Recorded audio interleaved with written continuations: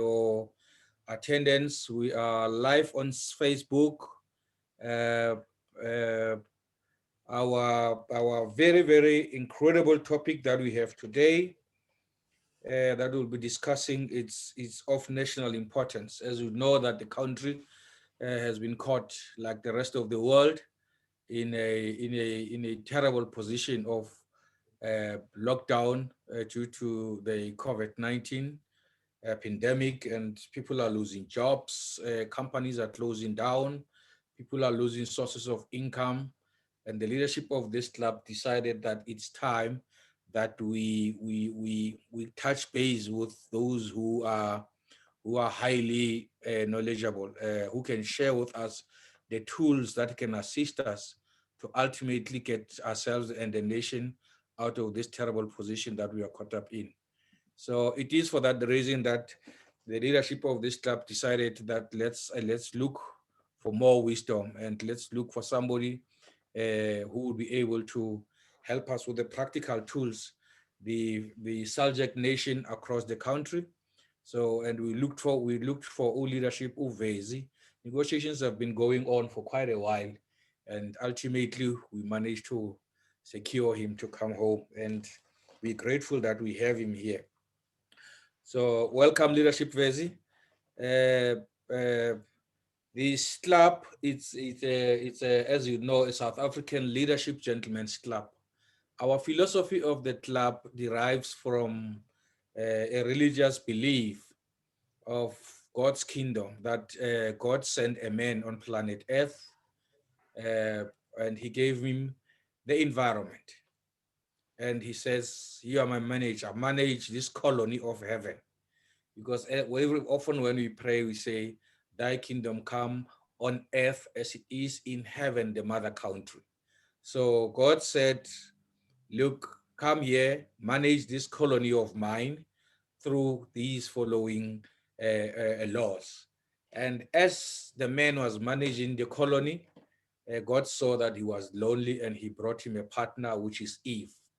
And we believe that in every one of us, there is leadership hidden, dormant, lying deep down in any one of us.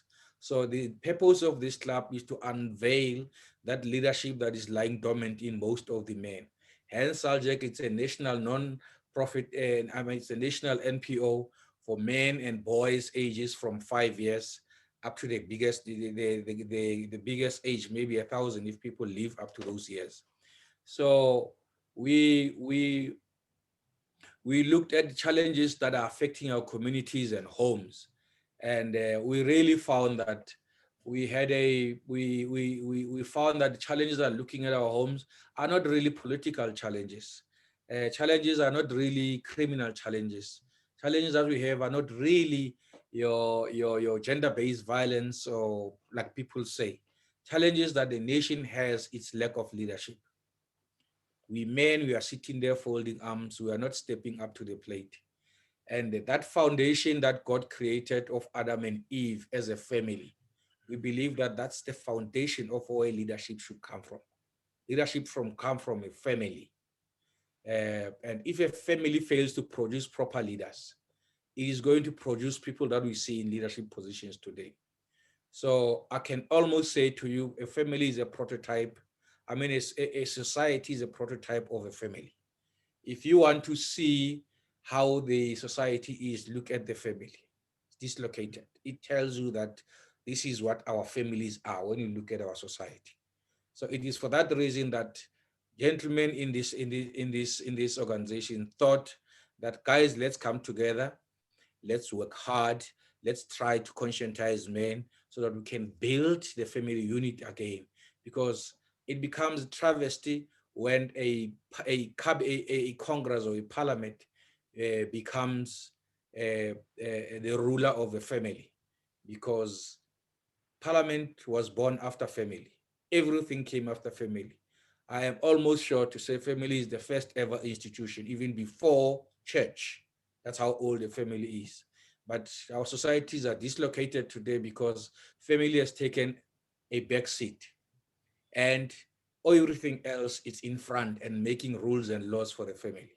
That is why we're having the type of leaders that we have today, the type of society, painful society that we're living in.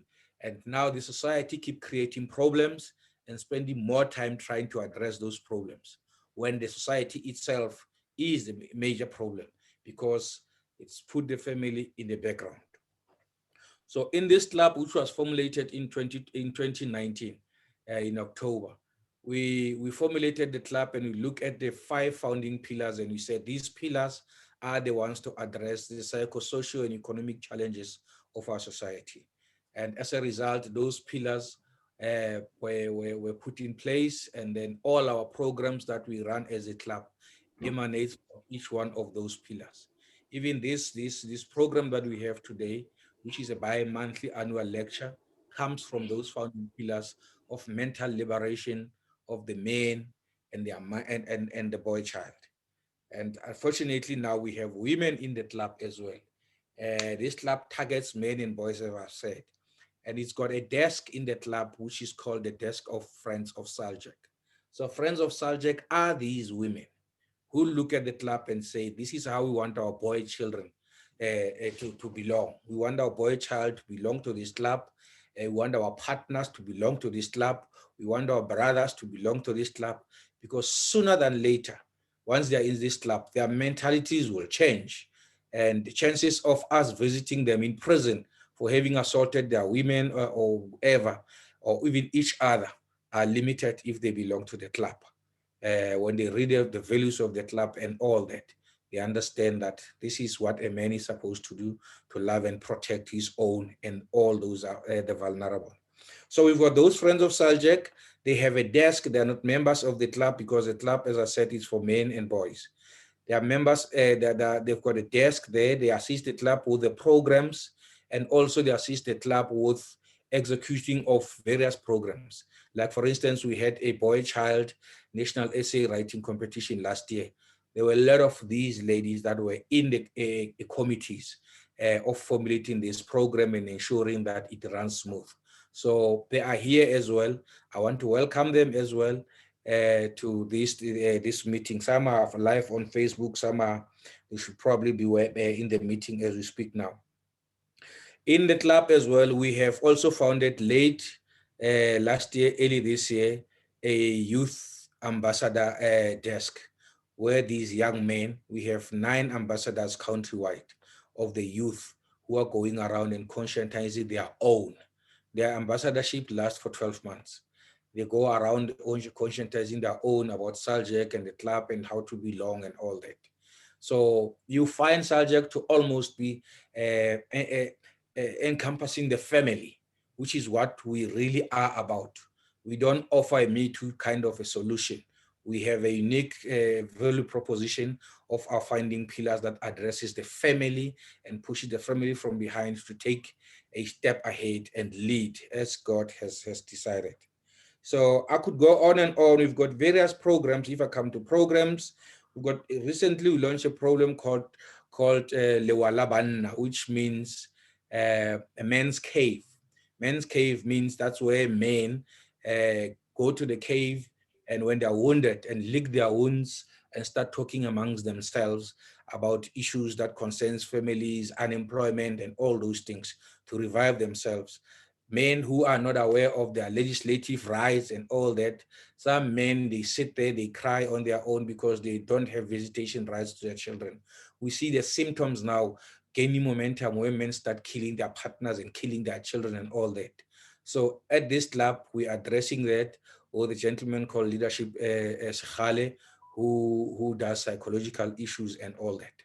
So we have agricultural programs where we encourage people to till the land and make food out of the land. There's various programs that we run. And soon we'll be unveiling a new program also, the Scout, which instill discipline in the young men and all that.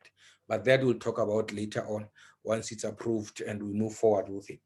So I could go on and on about this because I'm very passionate about the club, but as we all know today, it's not about me, and it's all about the nation.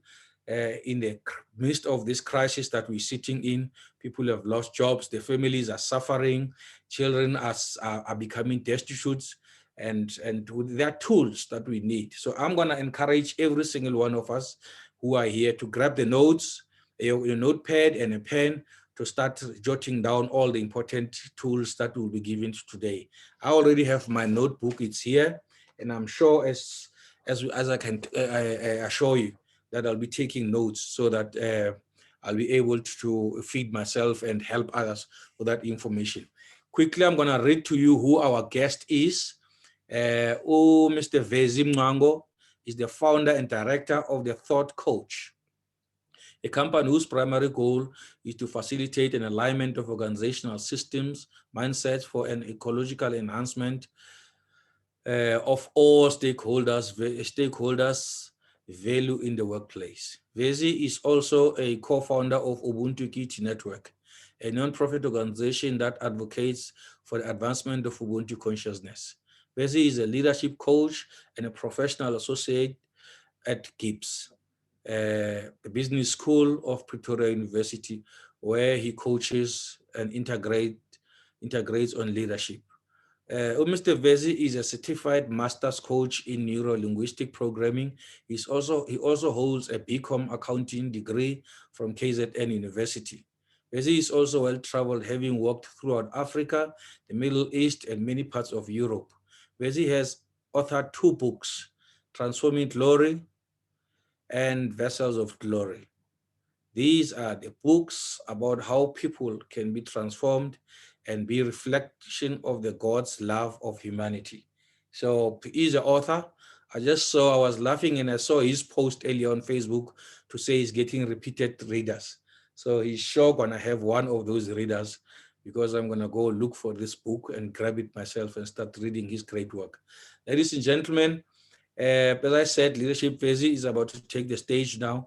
Leader, welcome to the club, and the leadership of the club is here, as well as friends of SALGC and the young lads. I'm going to hand over to you now. Thank you. Thank you, leadership. It's certainly a privilege for me to be part of this space that you have created to build from the foundation men in our nation, men in our continent.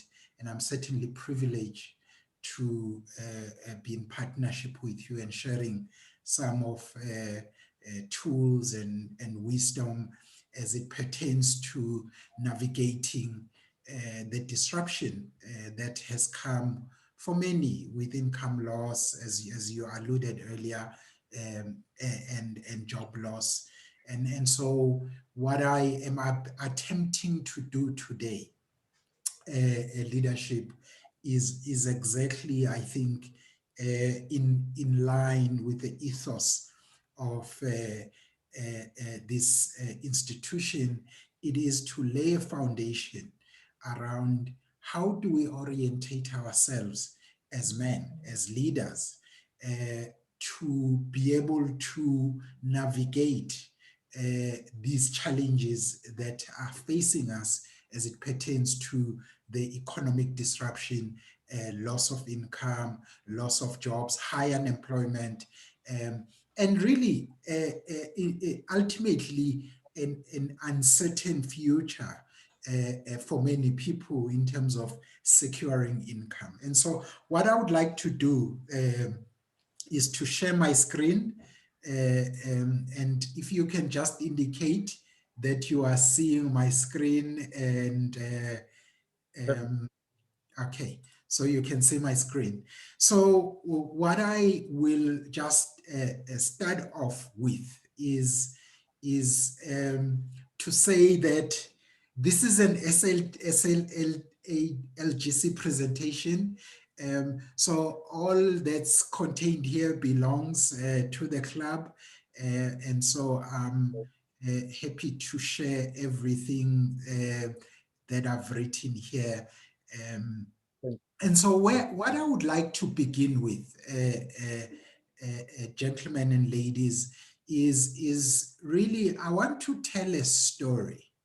I want to begin off with a story of a man I met 10 years ago, or thereabouts. I was in a salon. His name is Joseph. Joseph he fled a war in DR Congo, and some of you may know the story of the civil war that was happening in DR Congo. He fled the war, and he was, at the time that I met him, he was managing, in fact, he owned 2 salons. But when he fled the war, he was, now you can imagine, DRC is some 5-6 hours by flight from South Africa. But he had fled, and with no possession, was on the road for 8 months, more than 8 months, hiking, getting onto trucks. And when he got to South Africa, he had no identification, he knew no one, he did not speak the language. And so I was fascinated, because at the time that I met him, so at the time, leadership, I was sporting dreadlocks. I know it's hard to imagine now that I once would have had dreadlocks. So I was actually maintaining my dreadlocks at this salon, and so how this came up was the ladies that were doing my hair were complaining that this owner here, he does not give us, he's refusing to give us an advance for our transport, and so somehow they started, I got interested about who's this owner, and then I got to learn about his story. And so as I was listening to these ladies, I was saying, hang on, are you telling me that you are here complaining about getting an advance for your transport, yet you are employed by someone who ran away, fled the war for 8 months on the road, and came here not speaking the language and knew no one, and you are here, instead of asking yourselves what kind of a mindset and has enabled you to do that? You are sitting here complaining that you are not getting your advances for transport. So at the time, I don't know now, this was 10 years ago, he had 2 salons and he employed over 10 people. Wow. And so the question that came to me, that really started to bug me, was here is someone who came with absolutely nothing, and here he is employing over 10 people and making it and doing well in this country. And so incidentally, at the time, I had my company that employed about 50 people liquidated, and I had lost everything, walked out of the company with no pension, and really my mind was really focused on how do I turn around my situation. And at that time, I was looking for new opportunities. And so my interest in Joseph's mindset was actually much more than just hearing these ladies complaining about transport money, but I was also wanting to learn about how had he managed to turn his situation around. And leadership and all attended people who are listening now, what I have subsequently done since, I have managed to ensure that each time I meet someone who has done extraordinarily in turning their situation around, I have ensured that I understand what does it take? What does it take to get out of this kind of stuckness and get yourself productive, and profitable. And so the story that I want to, the angle that I want to then present to you this afternoon is what kind of mindset. So I, being a leadership coach, my approach, I am interested in what does it take? What does it entail to make things work, notwithstanding the challenges confronting you?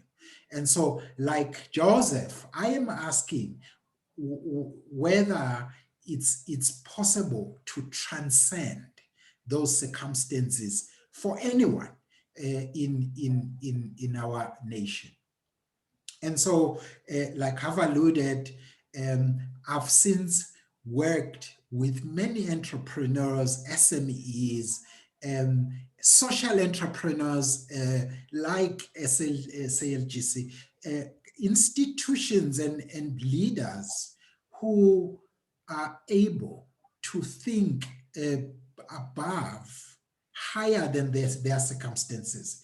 And so I have, the question that I always ask is, what kind of mindset? And because here's my business case for why I'm approaching this, is that I believe that we live in a land of opportunity in South Africa, which is why we've got people all over the world, from Africa, but not only from Africa, from Asia, from India, from Pakistan, from Bangladesh.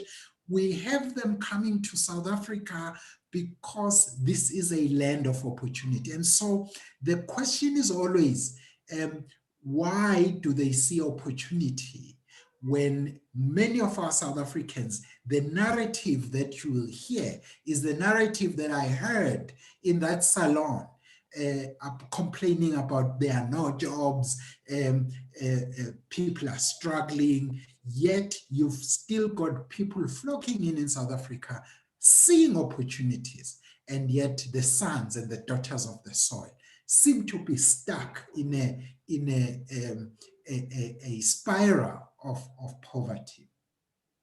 So I then want to present this afternoon, in the next half an hour to 45 minutes, the lessons that I've learned from the likes of Joseph and many other local, entrepreneurs, social entrepreneurs, business entrepreneurs, SMEs that have been able to raise themselves above the circumstances that confronted them.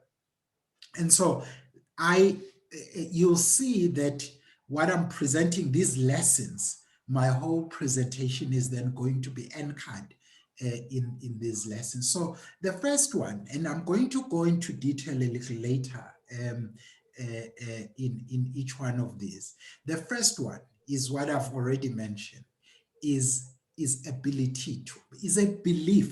that there is opportunity. And so I think this is so fundamental, and I'm going to speak much more to it a little later. But the starting point for any man, for anyone that calls themselves a gentleman, the starting point is to recognize that we live in a land of opportunity. With all the socio-economic injustice that we surrounded with, the poverty, challenging circumstances, it is fundamental for us to recognize that we live in a land of opportunity. And I'm going to showcase some of the,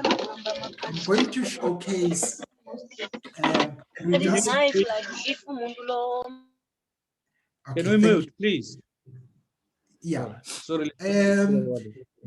So I'm going to showcase some of those people who have demonstrated that we live in the land of opportunity.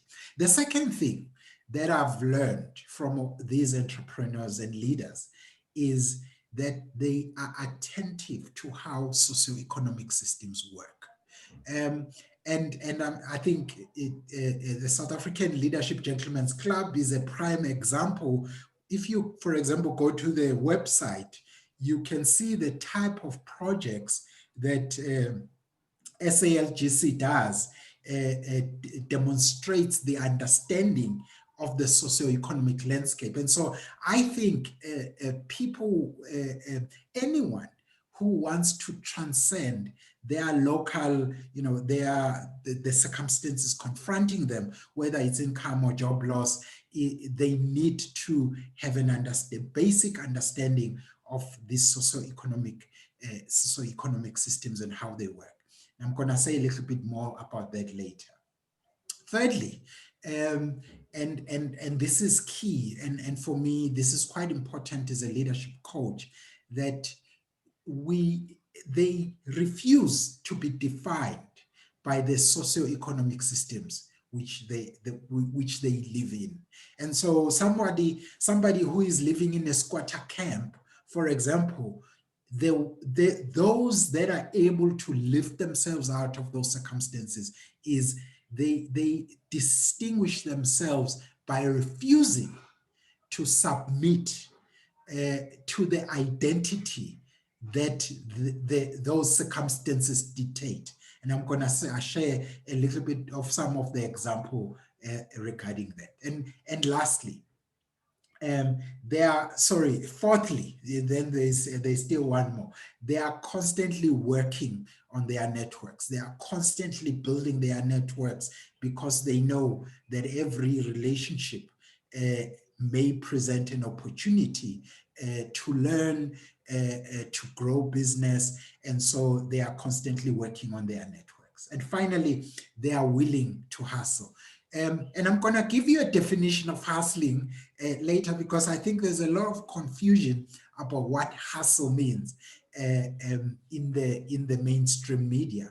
But being prepared to hustle is something that I've seen consistently is a distinguishing feature of those that have taken themselves out of the adverse circumstances. So before then, so what I would like to do in this presentation is first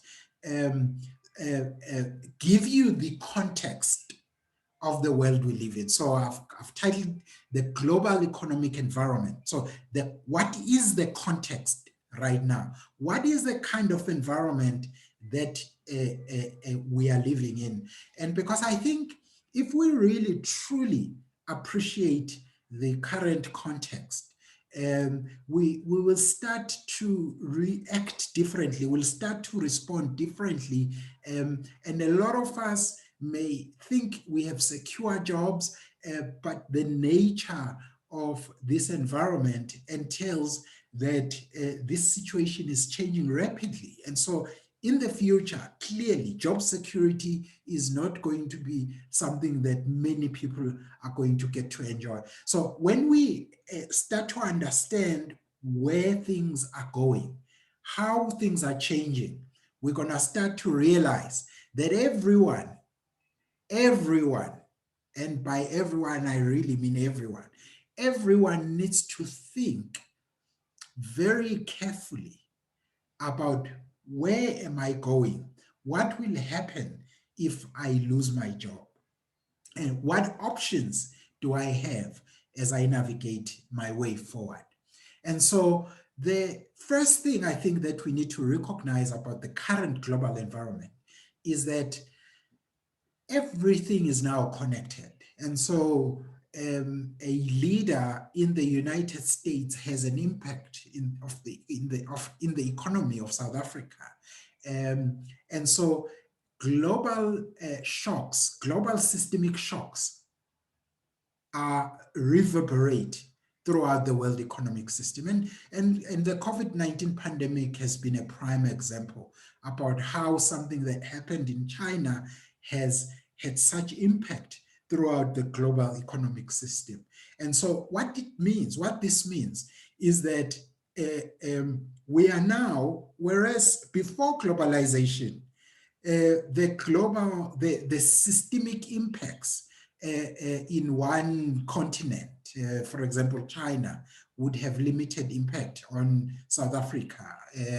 And so now, however, because of the connection, and most of the South African companies listed in the JSE, they've got ownership by international companies. And so a lot of our economy is now owned by these multinationals. And so what it means is that these systemic shocks are likely to then impact us in our day-to-day basis. And so we need to understand that this increasing uncertainty and vulnerability of the world's economic ecosystem, that they are not going to be lesser, they are going to increase. And so these shocks are going to, we need to expect and we need to prepare for these shocks to increase. And so today I'm going to be making a case. How do you then prepare for those shocks? How do you equip yourself as a leader, as an employee, as a father, as a gentleman, as a boy, as a mother, as a girl? How do you prepare yourself for these shocks and what is clearly the increasing disruption in our ecosystem? And so the second thing that I think we need to understand about these shocks is that the corporatized world, okay, so the companies, they understand that these disruptions need to get them to reduce their overheads, okay? So overheads are those costs that are constant on a monthly basis. And so what companies are doing, and as a coach, I've been talking to a lot of leaders who have lost their jobs during this disruption. And so what companies are using this disruption to do is to offload or to reduce those overheads. And so they are avoiding these long-term commitments.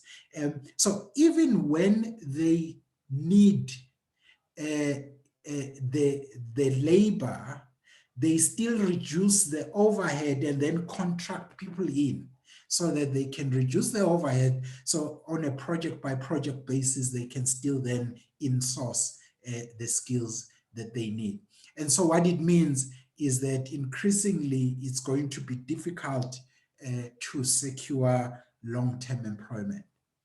And so as a result, futurists are predicting that there is going to be a significant rise in what is called a gig economy. So a gig economy is where work is done on a freelance basis. So this is when you are in-sourced to do a specific job, a specific piece, and so your income is only guaranteed for you delivering on that specific project, on that specific job. And so increasingly, we are seeing that this is where we are going. And I think the pandemic has only accelerated this reality. So some statistics about this issue. And in the US, and unfortunately, I couldn't find any definitive statistics for South Africa. So just bear with me. I am going to use the US, and I think often the USA tends to be a trendsetter in terms of these corporate trends. And so in the US, there is projected, they project that the number of these freelance workers or this freelance work will increase by half in the next 7 years. Secondly, they project that already 36% of the US workforce is already in some way or another participating in this gig economy. So I think we can pretty much expect this trend to also impact Africa and South African economy. And I think those that have studied economics will know that generally South Africa often does follow the economic trends that we see in Europe and in the USA. The final thing I think that I'm going to say about the context is that given this context of high unemployment rate and this pandemic disruption, so what we are seeing is this reality of decreasing certainty of job security. And so this is why a lot of men and women in our country have lost income and jobs. And so then I want to then say this is the backdrop of the what we are faced with. And so what I want to do then is to apply these insights, which I have learned and observed from working, talking and working with the likes of Joseph and entrepreneurs that I've had the privilege to work with. And currently, I am mentoring quite a number of entrepreneurs at Gibbs, and just I'm validating some of these insights, and many of them I've been able to validate, and many of them I've been able to deepen my understanding. And so I will cover each one of these very briefly, and then I will then invite you into a conversation. So I said then at the beginning that the first thing that anyone who wants to transcend their immediate socioeconomic circumstances, they need to believe that we live in a land of opportunity. So, and I think I have worked and I coach hundreds of leaders across different sectors. And I can consistently say that no leader or entrepreneur can be able to get outside and experiment with a new business or a new venture or a social enterprise without believing that substantially there is an opportunity to meet other people's needs. And so what we need to understand is that where there is a need, there's always an opportunity to meet it. So it's a simple belief, but it's the essence of business. So business is about meeting other people's needs. And by the way, leadership, there are many big multinationals that are no longer business in the true sense of the word. They've ceased to be business because they are no longer interested in meeting people's needs. Rather, they are interested in financialization, what is called in the corporate world, financializing. In other words, increasing their wealth. So there's a huge difference between what we call financialization, in other words, increasing my wealth at all costs, and doing business to meet other people's needs. And so what happens is that when a business gets greedy or shareholders get greedy, and they are no longer about meeting the need of the other, the likelihood of them collapsing and doing crazy things increases substantially because they no longer operate to meet people's needs. And so at the foundation of doing business, it is the understanding that I exist to meet my customers' needs. And as long as I do that, my business will be there. My business will sustain. But the moment my bottom line is in increasing my wealth, in extracting, siphoning other people's income and advantaging myself unjustly through my business dealings, then I've gone beyond the realm of business. I'm doing something other than business, and we shouldn't be gracing those activities and calling them business. But the bottom line of what I'm saying is that we need to believe that there's always going to be opportunities to meet someone else's need. And when there's that opportunity, I can do business. Entrepreneurship is, in essence, continuously innovating at how we meet other people's needs. So that's what entrepreneurship is about. And so I get asked a lot of questions when I, get interviewed on radio. Is an entrepreneur born or made? And I always say, it doesn't matter. That question is irrelevant. It is in the mindset of whether one understands what business is and what business does.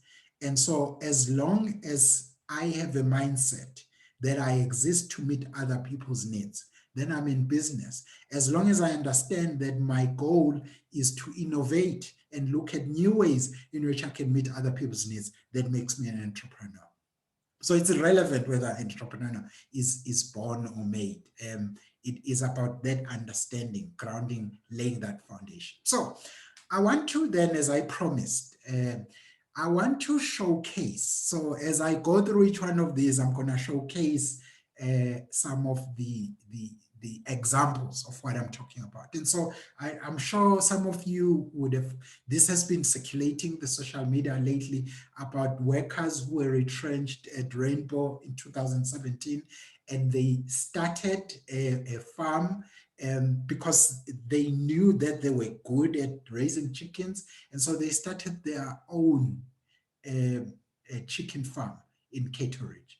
And today they employ 34 people and they sell 500 chickens per day. And so, I like whoever captured this. This is how the future of South African economy looks like. It's people who see opportunity. It's people who are not going to mope in the pain of we've lost our job, there are no more jobs, but are going to see opportunity. And so I think this is such a great example of what I'm talking about. The second thing, leadership, is economic literacy. Economic literacy is probably one thing that I have found so pivotal, yet probably the most ignored by many people who want to transcend their immediate economic circumstances. And so essentially, this entails educating yourself about the workings of the economic activity. This is not about fancy stuff or book stuff. It's just understanding that shop in the corner. It's understanding, where do they buy their stuff? Who supplies them? What are they struggling with? I haven't seen any vegetables there. I wonder if they would be interested in selling vegetables. I've gone there to buy a toothpaste, but I realized that they've only got this brand. I wonder if, so this is just understanding, observing, being attentive to how things work, and just paying attention. And here's the thing I think that I've observed is that some people get involved in schemes and things that in networks where they don't actually understand how it works. And so I think it's dangerous for anyone to put their money in or be involved in a scheme where you don't know how it works. You don't understand how that scheme makes money. And so you would have seen leadership that there are so many of these schemes in South Africa that have left people fleeced of their hard-earned money. And I think for me, I put it down to just sheer ignorance about how the economic activity works. Because when you strip down any activity, any business, any scheme, whether it's network marketing or investment scheme or whatever, if you strip down to basics, you need to understand how the value chain works. You need to understand where is the customer, how does this business make money, and so the moment there is no clear understanding how it works, you don't want to be part of it because it's going to cost you money. Economic literacy for me is so key. And we need to, whether I have a job now or not, or struggling, this is a fundamental activity that I need to get involved in. Understand how things around me work. Look around in your street, what's missing in your local shop, what could be sold there, what, just be interested in how do things work around here. And so I think the bottom line of this is that we, particularly in our nation, in South Africa, there's a focus on returns without due focus in process. And that leads to bad business. If I start a business or a venture or an initiative and I'm only interested in the bottom line. So in other words, I'm only interested how much it's gonna make, but I'm not willing to invest in the process that is required to get me that outcome. I'm gonna end up with bad business. And many of us, all of us here, I'm sure, we've been at the receiving end of bad business. That's because you've got someone who's providing a service or a product, but they are not paying due attention to the process. Bad business is unsustainable. Many businesses go down because of that. Talking about, second showcase that I want to share. You can see that this has been retweeted 577 times. I got this sometime last week. Yes. Can I interrupt shortly? Yes. Sure. Do you mind scrolling the slides so that we follow the sequence? So you haven't, are the slides not moving? No, it's still on the head slide. Oh no. The rest are not moving, so we're not following the. I am, okay. So let me I will stop share and reshare and then start again. I will just quickly then take you through. My apologies for that. I thought they are moving on my side, so they must just have been, okay. So I'm gonna reshare. I'm gonna reshare again. Okay. So you can, I hope you can see now. Beautiful. Okay, so let me see. So you saw, okay, there we go. So let me just show you the slides that, okay. So this was just the summary of my introduction. Okay. And then and this was the capturing of the current global economic climate. And so this is the framework of our talk of this presentation today. I'm covering these 5 aspects of the things which I believe are essential to success as a leader. And so what I was doing then, I'm going through each one of these and showcasing and sharing a showcase of each one. And so this was the first one, belief in opportunity, and this was the showcase about the farmers that were retrenched in Rainbow and have started their farm. Okay, and then I dealt with economic literacy, and so this is the one where I was at when you alerted me. So this is he calls himself Mr. Shift It. So what he does is he offers this door-to-door, same-day courier. So instead of somebody getting into a taxi, he transports these at 30 rands in the Rustenburg area. So now the reason why I was showcasing this one in particular was to demonstrate that this is clearly somebody who's paid attention to how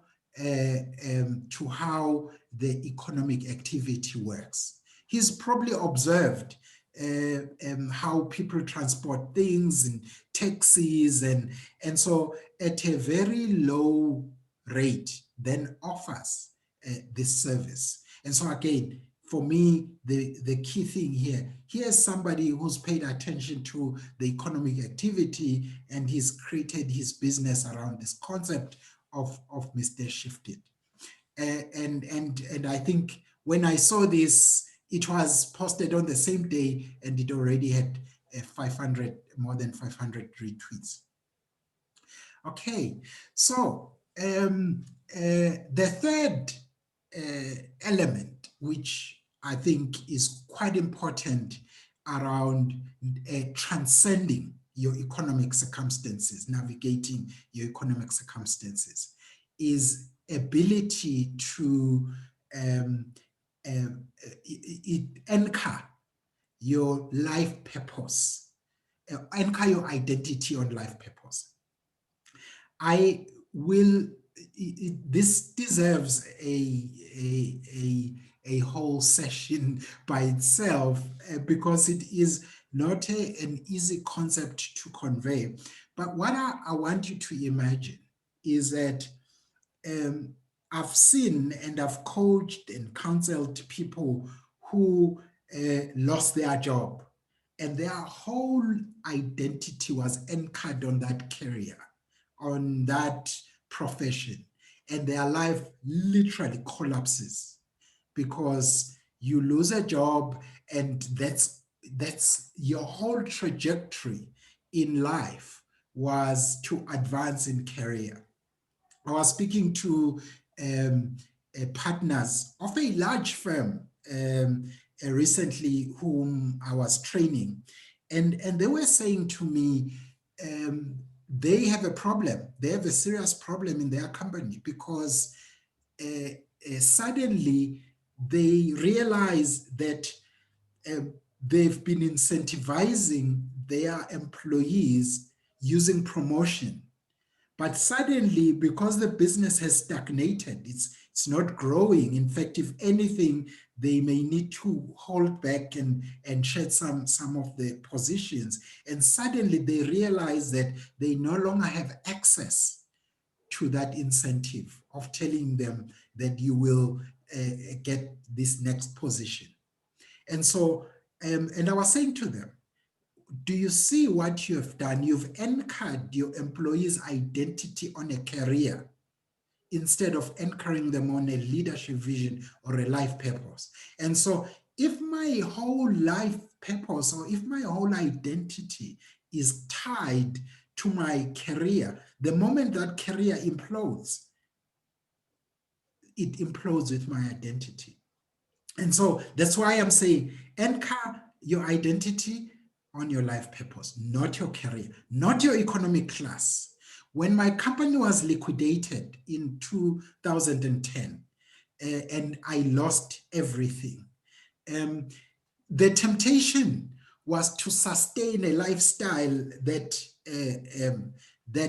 kept me in a particular economic class. But I couldn't.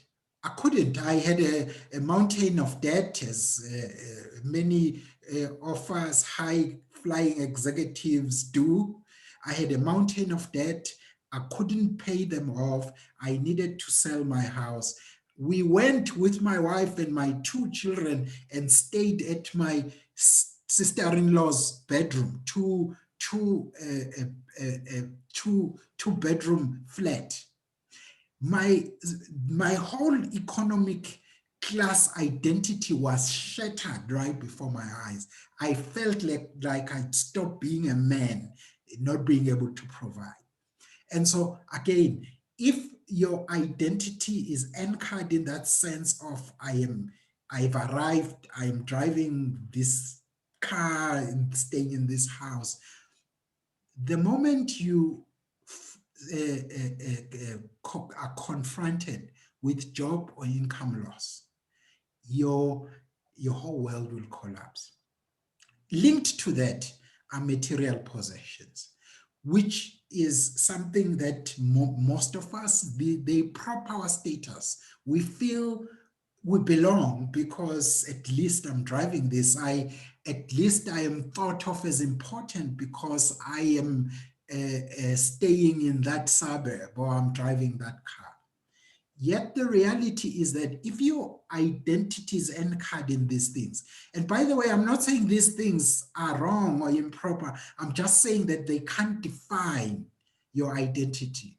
Because some of the people may actually need to go back and rent a 2-bed in the township to be able to make their business idea work. But it becomes a shackle.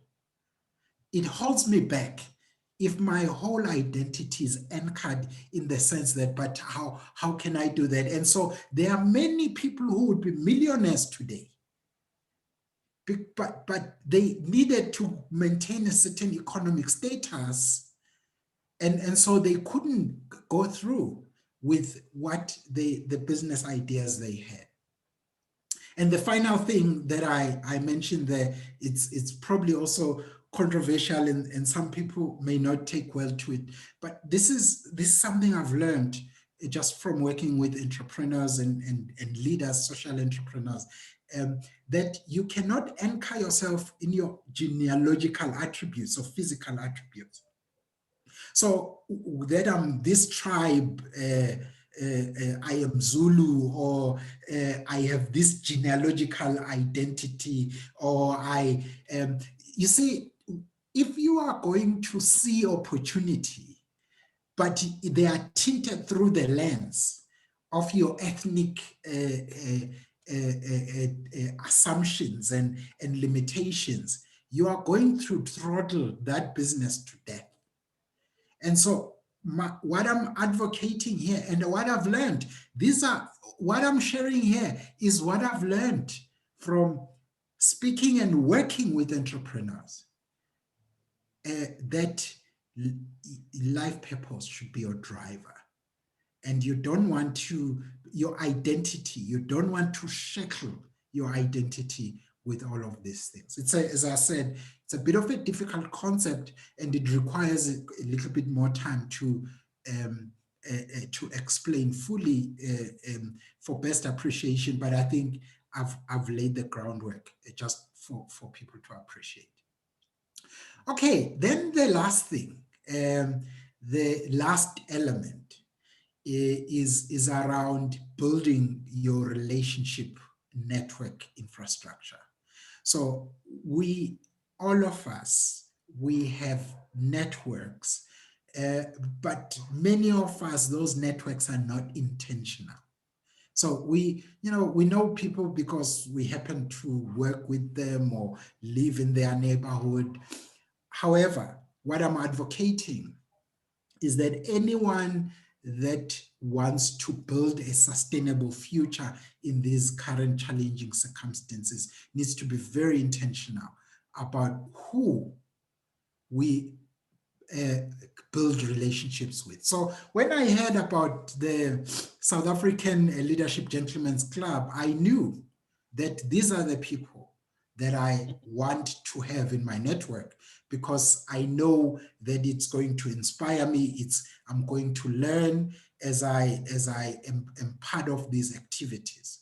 And so it is important that we are intentional about who we have around. These things don't need any money. They just need attention to who is it that you have around you. How aligned are they with your life purpose, which should be driving your identity or encouraging your identity? And so be intentional and anchor it in your routine, your day-to-day routine. And so it is what this kind of challenging circumstances that face us, and it certainly was the case when I lost my company in 2010, is that if you don't anchor in your routine things that are intentionally building towards your expression of that life purpose, things don't happen by accident. You will not be able to realize that dream or that life purpose or that mission. And so your routine, the weekends or the evenings, the time that you have must be invested very systematically in curating and building these relationships. Okay, so I said it was the last one. Actually, this one is the last one. So the last one is hustling. So I define hustling simply by rolling up your sleeve and getting things done and implementing that plan, and stop the talk shop day in, day out about what you plan to do, the great idea you have. Hustling is putting your ideas to work. And now, hustling is important for two reasons. And I know many people have seen people hustle for a long time and they think, hustling doesn't work. Look at the results they are getting. But hustling is important for two reasons. Firstly, hustling gives you data that you will never have if you don't get out and get things done. And so it gives you experience. That data is experience. And so some people, they do hustle without results. The reason, and I've mentored entrepreneurs who were not getting results in their hustle purely because they were not learning. They were not systematizing the results that they were getting from their experiences. And so what's important, therefore, is that hustling, getting out there, implementing your idea, go to your local manager, talk about them. You've got an avocado tree in your house that is producing 250 avocados every year. Hustling means going to that local manager and saying, I've got 250 avos every year that I want to sell them. And he might take them from you at 10 rands. And there you have 25,000 grand from your tree in your house that you are not even doing anything about. Hustling brings you data that is key for you to know how things work. And so you can then feed that back to your day-to-day and say, okay, so how do I shape my business case or what I want to do? The second thing, often misunderstood, in fact, often not known about hustling, it gives you authority. You see, the universe does not respect people with ideas. It respects people who roll up their sleeve and they show up day after day after day. They show up and they are under the sun under the sun of the earth.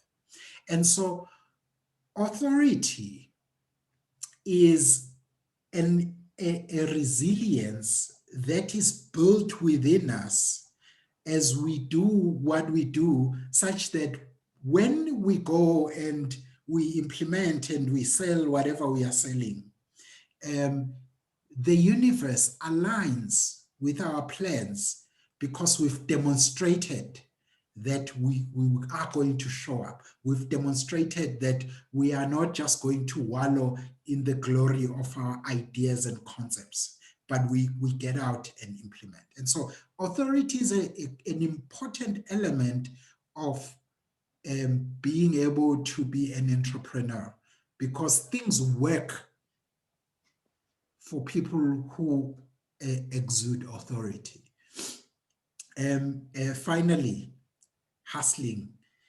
What it means is that you then don't need to wait for a perfect plan to start.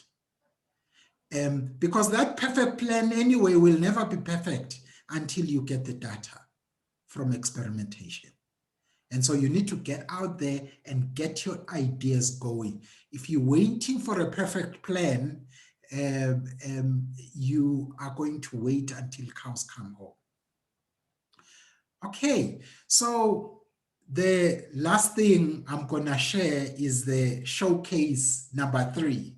This young man, you can see, I hope you can still see my slides. Itumeleng, he started his business 800 rands.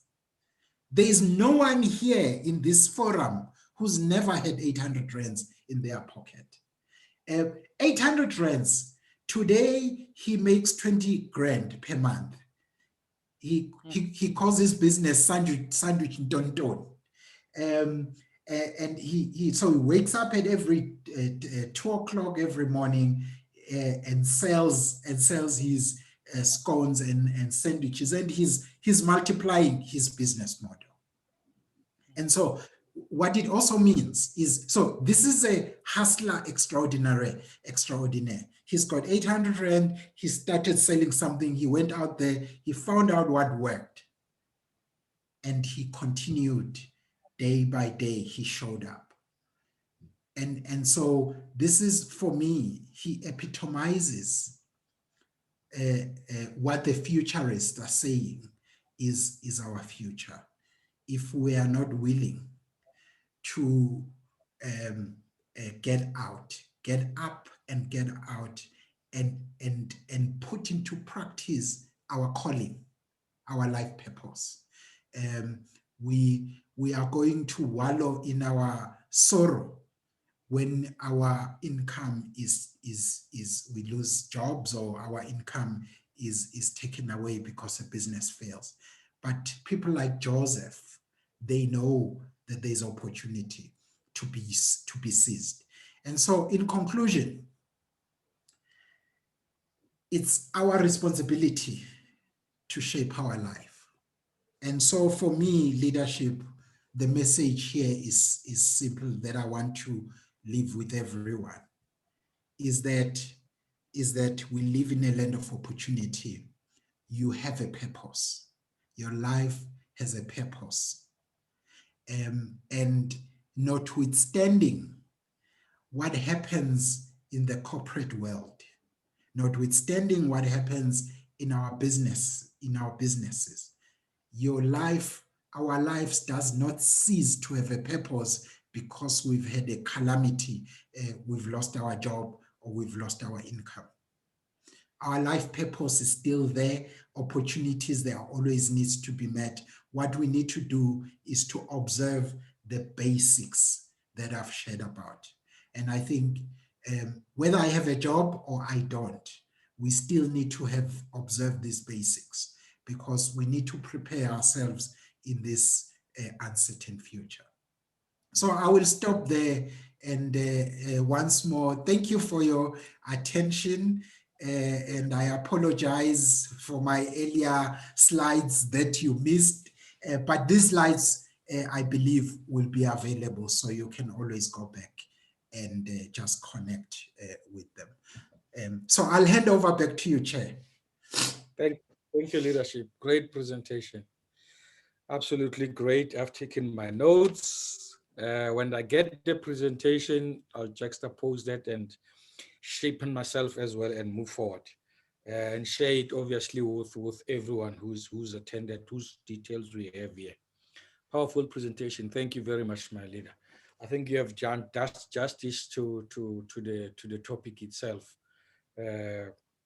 I while they're preparing to ask questions, those on Facebook will write them down, and our leaders here will grab them, and then we'll share. I mean, we'll read them. I see already questions are already coming. I was going to be first, but let me be last. Okay, the other one says the presentation will be shared. All Leadership Mzi is here. He says, how do you help someone who has lost their job, yet they don't see themselves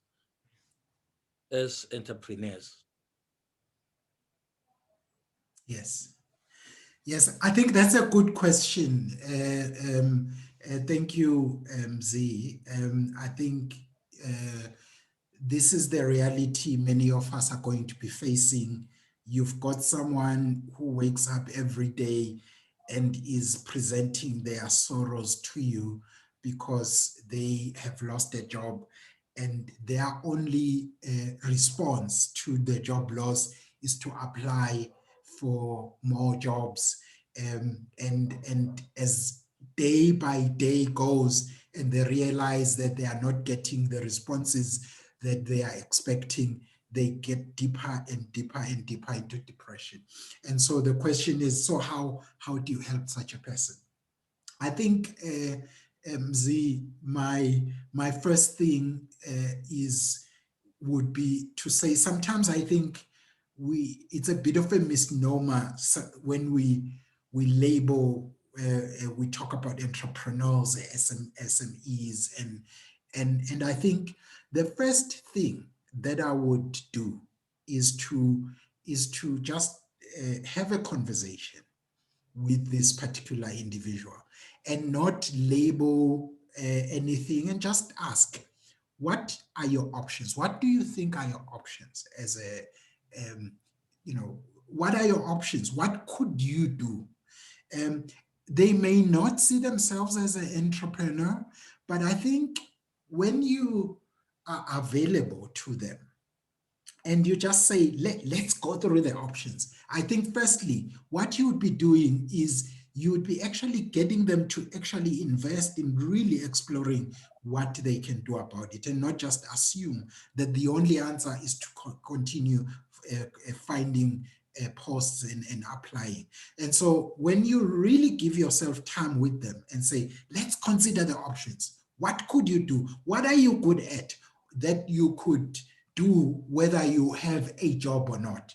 And so I think, Mzi, as you do that, there is essentially, when you do that, you are coaching them, right?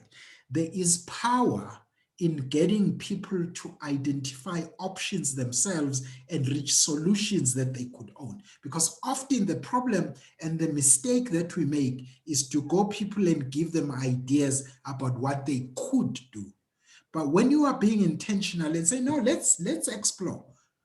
What is it that you are good at that you could start doing? What you may well discover is that that individual, they may not see themselves as an entrepreneur, but when they start to see those options, they may actually discover that actually I could do this, which is classically entrepreneurial. So that would be my suggestion, MZ. Have a coaching conversation with them and explore what options they could they have other than what they are already trying. So that would be my okay.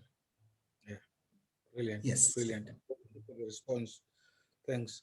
My question was going to be, I think leadership Mzi is answered. If you are not leadership, please raise a hand. We'll take it further. So my question, leadership, was going to be, and it is, the one morning I was driving out of Pretoria to Joburg, and as I passed there by Home Affairs, where the foreigners, called foreigners, apply for what do you call this, asylum ship and all that thing. Yeah. I saw a lot of men in jeans, lots of men queuing there, very early in the morning, and they were of Asian descent, like your Somalis, not Somali, your Pakistanis, and all that, majority of them. And something Yes. just Yeah. came to my mind, something just clicked into my mind and said, these are the employers of our people. They Yeah. come here wearing those jeans and nothing else. When they arrive here, they employ us. Yes. They are the Yes. biggest township. They're managing the township economy now. Our Yes. Yes. people are dependent on these people for employment. And I Yes. was thinking to myself, but what needs to be done for our Yeah. people to wake up? What needs to be done? Because oftentimes we have these platforms. There is no, and you use a very powerful word that I really, really like a lot, intention. Yes. As you see in this platform, men are not intentionally coming to these things. They're intentionally not coming to these things. So how do you bring intent? Because our country has gone through trauma Yes. of apartheid for many years. Yeah. And Yeah. that time I remember when I was still small, Angola, Congo, wherever, there were war in those countries. Abu Savimbi and all these people, they were child soldiers in those countries at the time and all that. Yeah. Somalia, everywhere, there's always been this. So we can't say our situation is unique. Yeah. We have gone through trauma the same way they are going through trauma, but they That's come true. here and they employ us. What Yes. is it that's making us be the way we are? Can you perhaps maybe help there and say what is it that makes us lack intention, but we have intention to go clubbing? Yeah. Yes. Yes. It's a very pertinent observation, leadership. It is. I share your pain. Um, I share your pain regarding that observation, and I share your question also in terms of, so what can we do? What can we do? And so and as you say, it's not because there is a lack of platforms where you can build. So this institution is an example of such platforms that has potential of transforming a leader. So as you say, the challenge is a you have a people that have a legacy of a mindset that has that unfortunately has not transcended our reality. And I think the important thing then, therefore, to note is to acknowledge exactly what you said. You know, we need to acknowledge that, look, we have a history of socialization that is shackling, that gets people to think that the answer is to get a matric certificate and go and queue at the nearest factory, or even get a degree and go find a job. So this is what people know. So I think, firstly, for me, the big issue is that I think we lack intentional role modeling. And so we do have entrepreneurs in South Africa, um, but I do think that we don't have enough of them to role model. So there was a study done some time back that made this point so succinctly and so vividly, that when you study any society in any part of the world, there is a threshold of representation. So let's say doctors.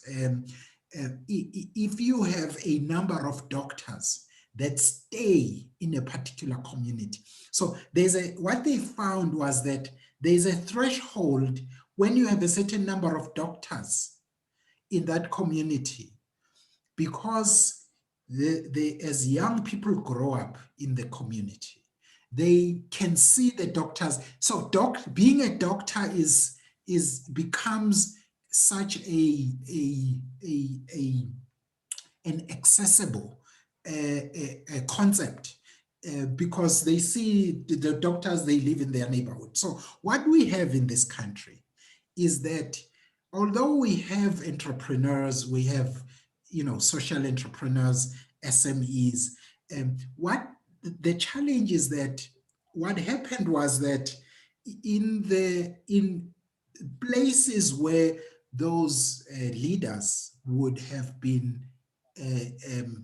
models. So to reach this threshold where something becomes quite conceivable. So when you've got these young people, seeing them every day driving in and out, and they know that, oh, that one is an entrepreneur, they own their shoe shop, and so that threshold in South Africa, unfortunately, in most professions, because a lot of us moved out to the suburbs. And so we went and saturated the suburbs, and we left a lot of young people without role models. They don't see us every day. They don't talk to us every day. And so to be fair, therefore, the challenge that faces us is that the lack of role modeling, it's not information that transforms people. You can give people information until cows come home. That does not transform people. What transforms people are relationships where they feel accepted, where they feel cared for, where they feel that actually this one is paying attention to me. And we are not doing enough of that. And so my challenge, the answer to this question, a small way, not that it's an answer to the question on its totality, but the answer to this question is that if you are a leader and you are in this forum and you are not mentoring anyone, or you are not having a relationship with any young person who doesn't have access to these kind of models that we are talking about, then you are shortchanging this country, because this country, the only way we're going to change these kind of situations is modeling. But modeling or mentoring, it is a relationship, and a relationship takes time, or discipleship, a concept with leadership I know you're quite familiar with, discipleship. And it takes time, it takes investment. And so without that, so if we are not doing that, we should forget about changing the situation in our country. We need to role model. We need to have relationships, close counter relationships with the young people out there. So that's really the answer I know, and I know it's in a small way. It's not a systemic answer, but that's the only thing I've observed that we have access to, and we can implement starting tomorrow. Beautiful. Thank you, my leader. Thank you. There's leadership. Mandlagai says his hand has been up. Over to you, my leader.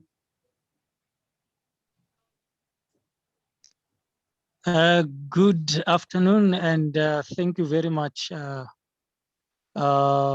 having a platform such as this. I've already early said it, to say it's amazing that this is so much of information that we are receiving here, such that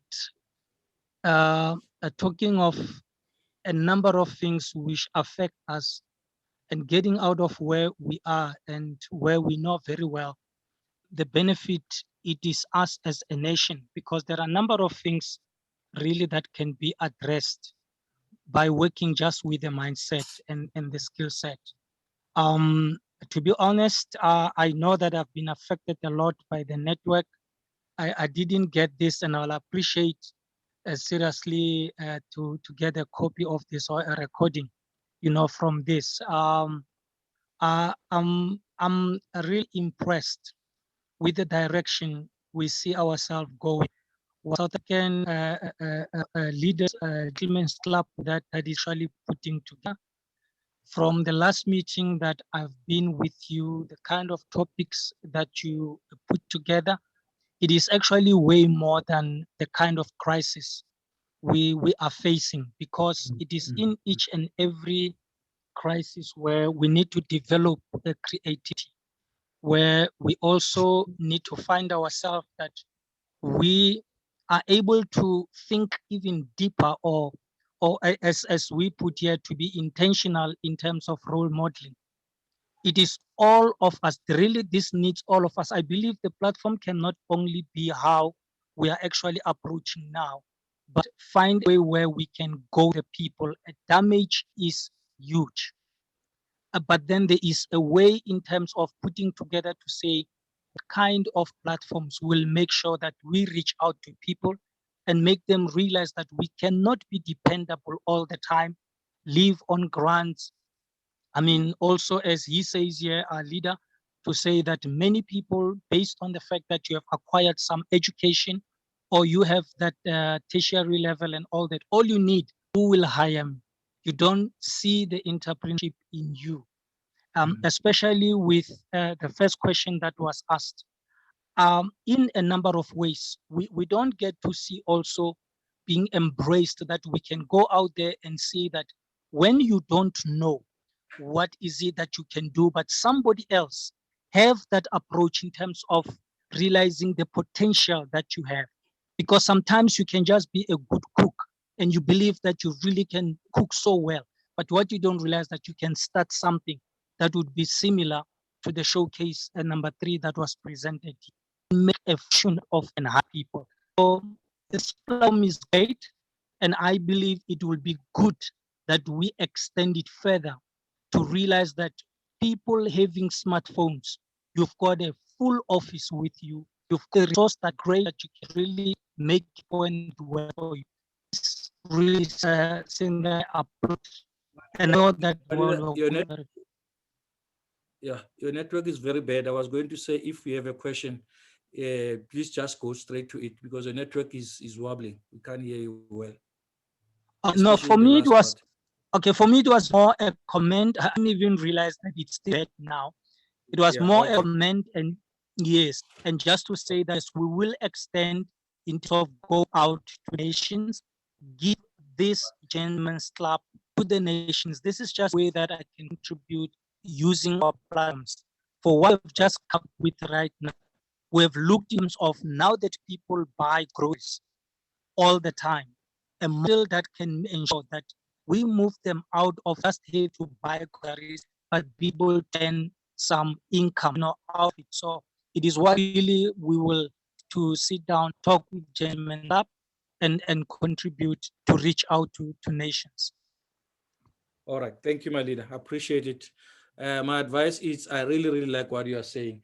Please, can you go to the website and take membership, leave your contacts there, so that we can be able to talk further and see if we can make these plans that we have benefit our nation. The next question that is here is from Simpiwe Ndlovu. He says, my question is, how do we navigate dealing with African entrepreneurs who will have made it in life, but I remember at some stage approaching petrol station services, which was in New Township, and willing to provide ice cubes and cut wood in winter, or braai for such products. And the next thing, I gave the other raise to provide him such a service. Really, how do we deal with this? It's in pure Howick. Yes. So I think, yeah. Did you get that, my leader? Yes, leadership. I got it. Right, thank you. And I think the question raises a few important fundamentals, which I think are important to keep in mind as a people, African people. We need to understand that there are certain patterns of behaviors that are often concomitant with people who have been previously oppressed, where some people may feel that once they've made it, they enjoy the limelight, and they then get reluctant to let others in. And so there's nothing unique about this behavior. If you study the history of Europe in the 17th and 18th century, you see similar patterns. And so I think the key is that being a hustler, and maybe something that I didn't mention, is that being a hustler does involve growing a thick skin when it comes to dealing with rejection, and accepting a no and moving on.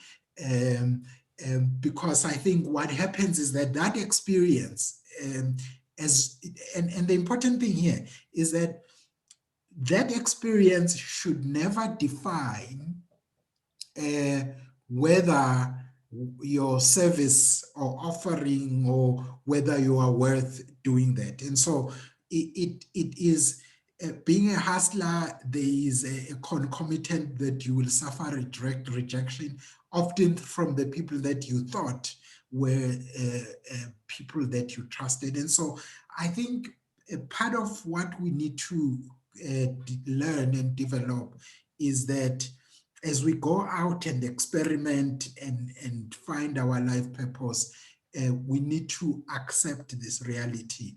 We will be rejected. In my earlier hustle years, as I was after my business failed, I got an opportunity to write a program, and it was somebody that was closest to me.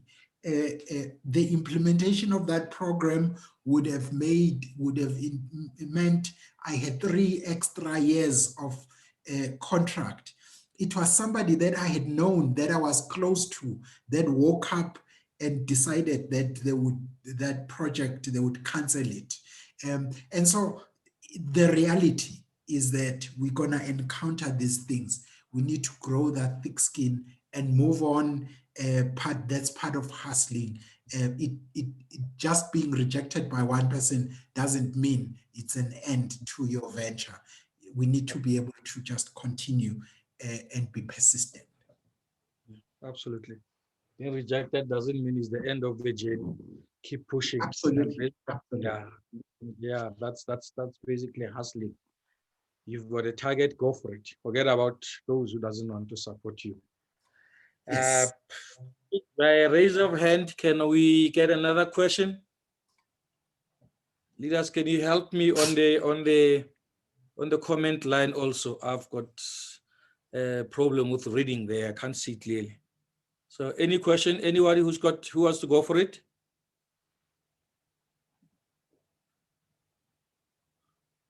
Yeah, looks like the presentation has been so incredible that everybody just, how do you help someone? Okay.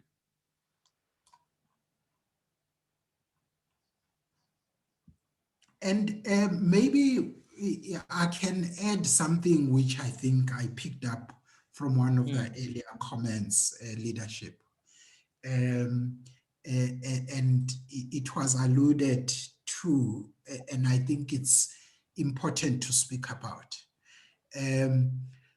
There are those of us, as it has been mentioned, who are privileged with access to information and with access to networks such as this one.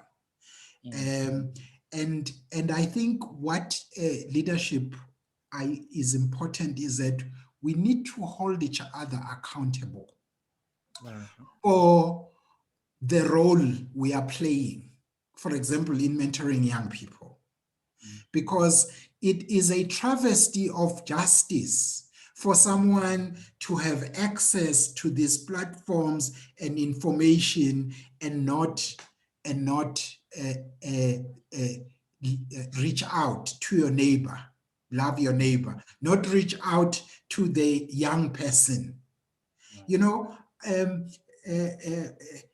all of us have a young person, even nieces and nephews in our family that would greatly benefit from your wisdom.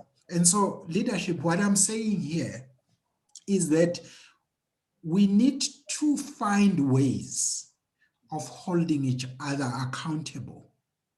That someone who claims to belong to the South African Leadership Gentlemen's Club, they must be able to demonstrate results and track record that they are living out what this organization stands for.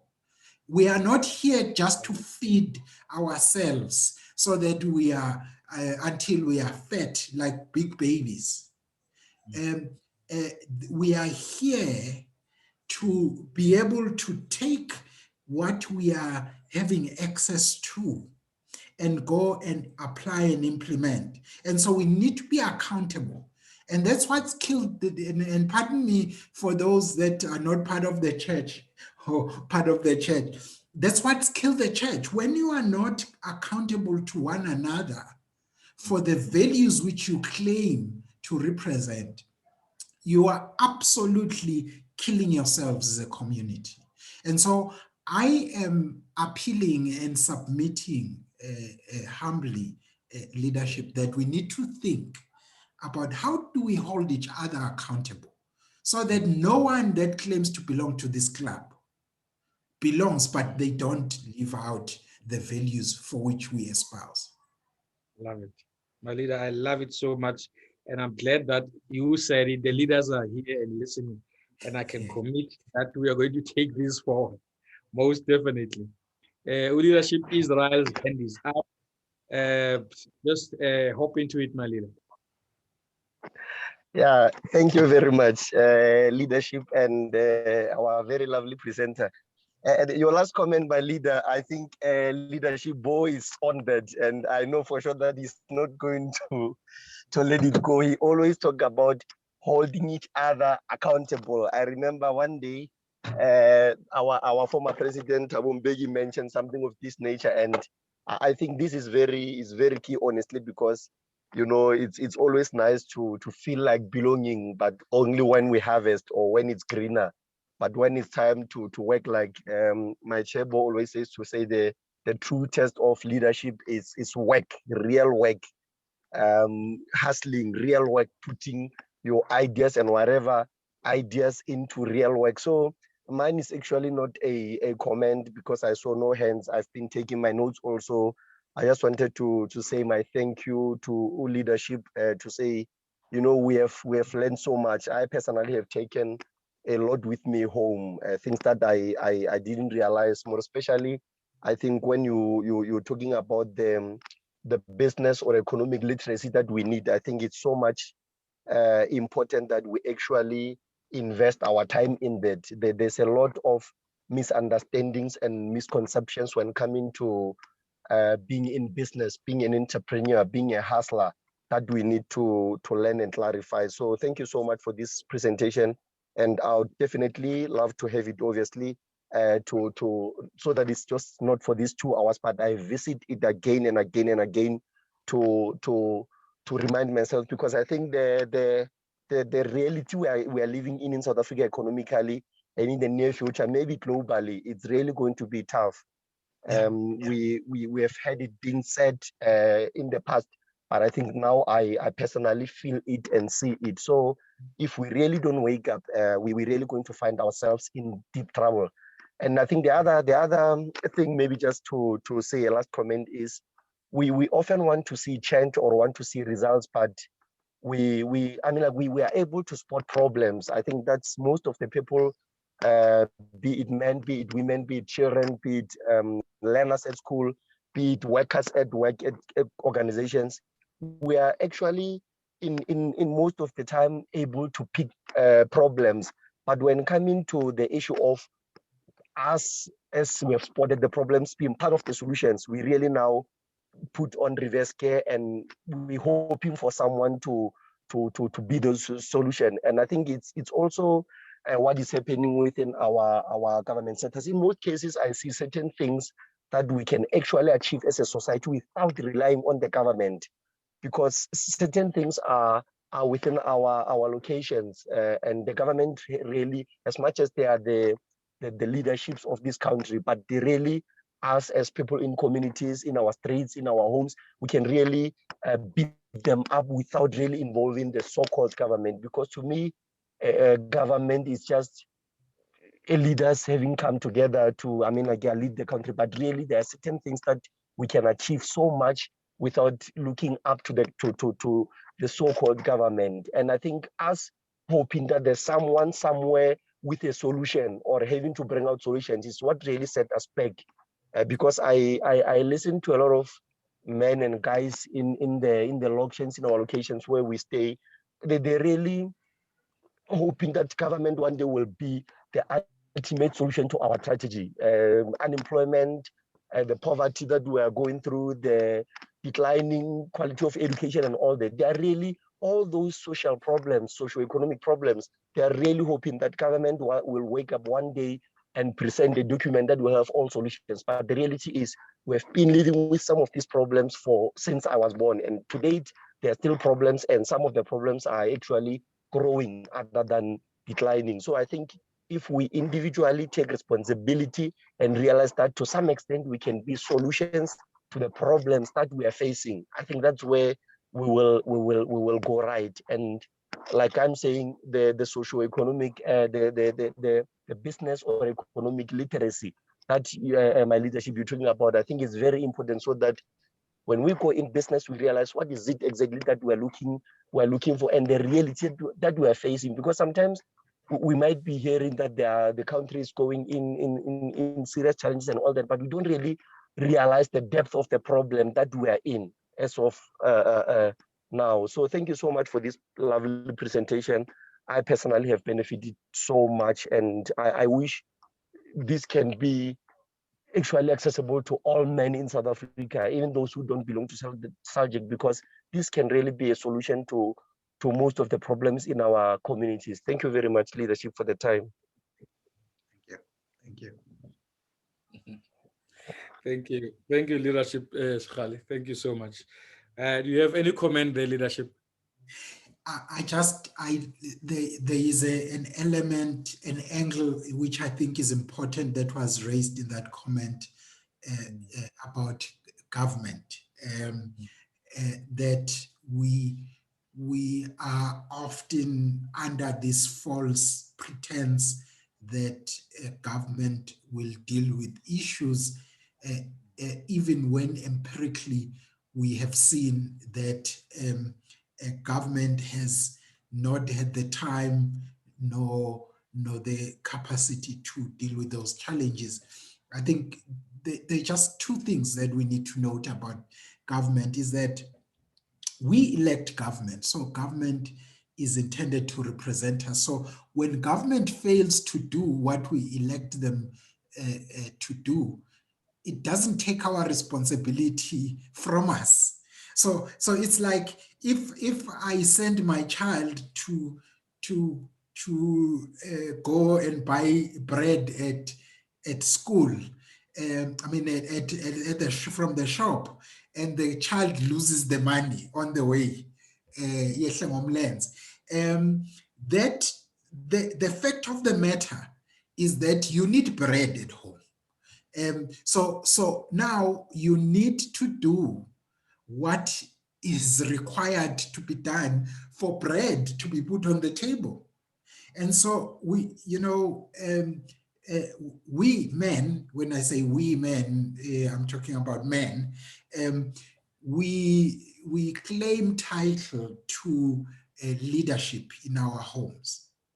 And so what leadership means, and I think this is important, what leadership means is that if there is a responsibility that I had outsourced somewhere and it's not fulfilled, that responsibility comes back to me. And so I think that's for me an important element of what came out in this comment, that if government has failed to do certain things for whatever reasons, it doesn't take away the responsibility from us to actually make sure those things are done. And so we need to then assume the responsibilities where government has been unable to fulfill them, as if they were our responsibilities. We are not doing anyone any favor. We are doing what we ought to have done anyway when we elected that government. So I think that's such an important thing, because often we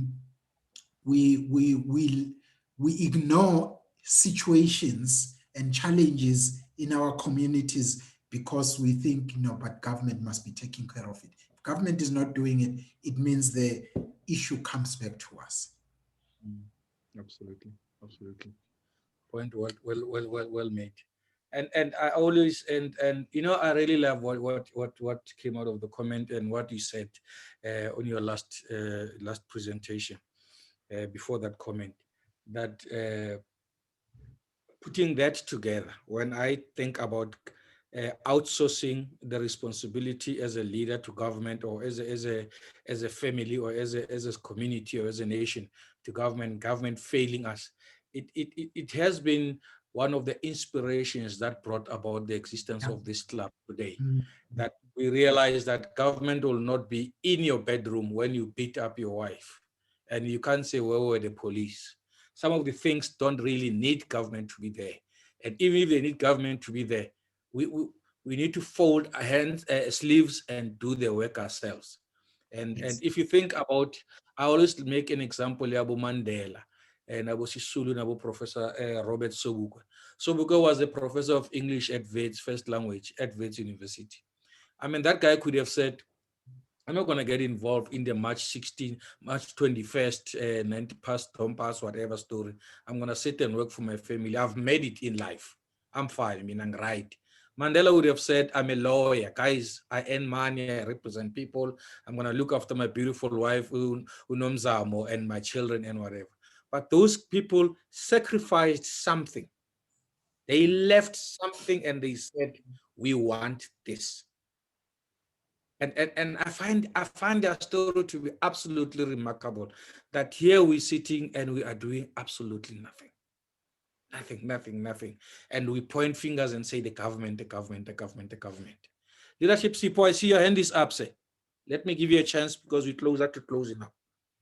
Thank you very much, leadership. Thank you very much, leadership, and thank you to the presenter, Mr. Mncwango, for such an insightful presentation. I think my takeaway is the point that says life purpose identity, anchor your identity from your life purpose instead of the material positions that we have or the positions that we have. And we think that people respect us, but they respect the position that we hold. And by the time we lose the position, all the respect is gone because we're hoping that the position keeps us afloat instead of us being real ourselves and linking ourselves to their purpose. So we appreciate your time, and as in here in the SALGC team, we take a lot of stock of what you've said. I'm happy that some of my brothers I've invited as well are here so that we widen the net and each one bring one. We appreciate their time. And I think another thing that in terms of the authority that you mentioned, that the universe does not respect a person who has an idea, but it respects a person who pulls up their weight, roll up their sleeves and do the work, because by having an idea in your mind, it's nothing until it's really being implemented. And that need to say a business is solving someone's need. Immediately you put profit ahead of everything, then your business has all the chances of failing. So I really appreciate that leadership, and thanks a lot. Thank you, Mr. Nkos. If I may just add one thing, a challenge, maybe a challenge that I can seed for each one of us, is that every day before we go to sleep or when you wake up in the morning, ask yourself two questions. Who am I? What's my purpose? Because I think when that takes root, when you can be able to say it in such clear terms, who are you and what's your purpose? I think you'll start to look at the world through the lens of your purpose. Even your work, you will know if there's alignment. And so it's a challenge that I just want to leave to every one of us. Who am I? What's my purpose? Because I do think that it is in that purpose that many of us are going to become millionaires. Many of us are going to touch the lives of young people who otherwise would have no one, the boys. It is through that purpose that we will find amenities in our communities that would not have been there, that they are provided. And so I believe that God hid a purpose in each and every one of us so that we would be a healthy society with all the facilities that we need to lead a happy life. And I do think that it is because a lot of our purpose that has been hidden in us is being stolen by some corporate because you have to hide behind your desk. It is being impeded because, you know, somehow we need to make a living. We have to make bills to be paid. So I do think, though, that the more we ask ourselves this question and answer ourselves, I think that it has potential to unlock treasures that will transform our country, our people, you know, of people of African descent. And I believe that it starts with that simple question. We need to own our purpose. We need to make it live. We need to hustle it. And I think that many answers that we are asking lie within us when we realize that purpose. Beautiful, beautiful. Well taken, and that's very great. And it's often a challenge. People would, we had 2 weeks back a presenter who came, and he's actually our board member, came and did a presentation on the same topic of life purpose. So and I think you mentioning it as well, for those who were here last time, or for those who will go to the video and visit the presentation, they will see there's a complete link on this entire purpose thing.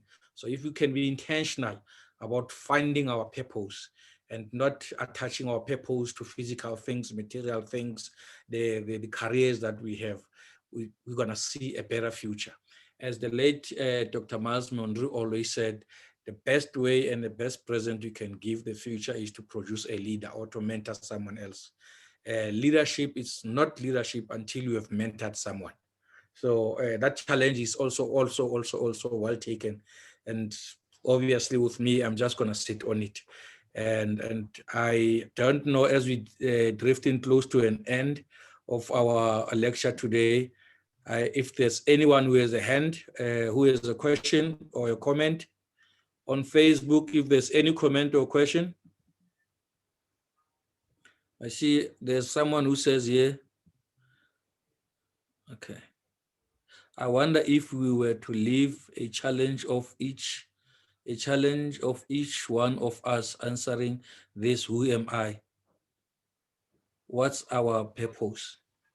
Well, I wonder if we were to have a challenge of each one of us answering this question, who am I? Okay. If we would have any participants. Oh, okay. Oh, awesome. Miss Awesome is saying she wonder if we were to have a challenge, each and every one of us here must answer that question. Awesome, you'll be surprised. You'll be surprised the purposes that are hidden here. And maybe it is a challenge that leadership, we need to think about people at some stage saying, what's your purpose? Yeah, I do think that there is a treasure hidden in that conversation. Yeah, no, truly, there's a treasure hidden. You're absolutely right. My leader, we seem to have run out of questions, but I've taken a lot out of this presentation, and I am very grateful and on behalf of the club and the leadership, as well as the members, that we have honored the request, and you have come through and did justice to the topic. We are very excited to have you here. And the challenge is out there. We are waiting for you to take membership. We're waiting for you to take membership of the club, and also to have collaboration. So it's 2 things, because the club is for every man in South Africa. By virtue of being a man in this country, we need you in the club. And the collaboration of what you do and the club, it's a different thing altogether as well. We are open to it, to talk about it. And we are very, very happy again and grateful for the time that we have spent. Often we get people coming here who have done so much research on their work and what they're coming to give us. And it only becomes very disappointing when you find that people who all this information has been prepared to, are not willing to come and get it, because you cannot build a family or cannot build anything if you don't have knowledge and information on how to do that. So we're very grateful for the justice that we have done to this.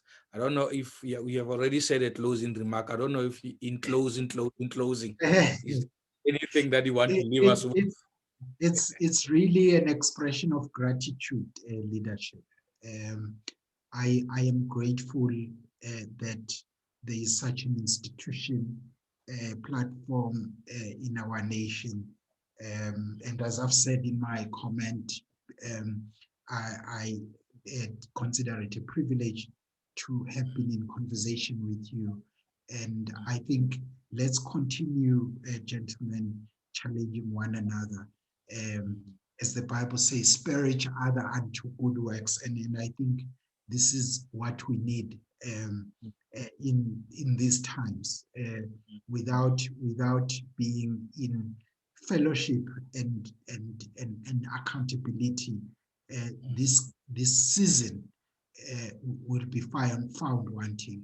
So I'm just grateful and privileged to have been invited.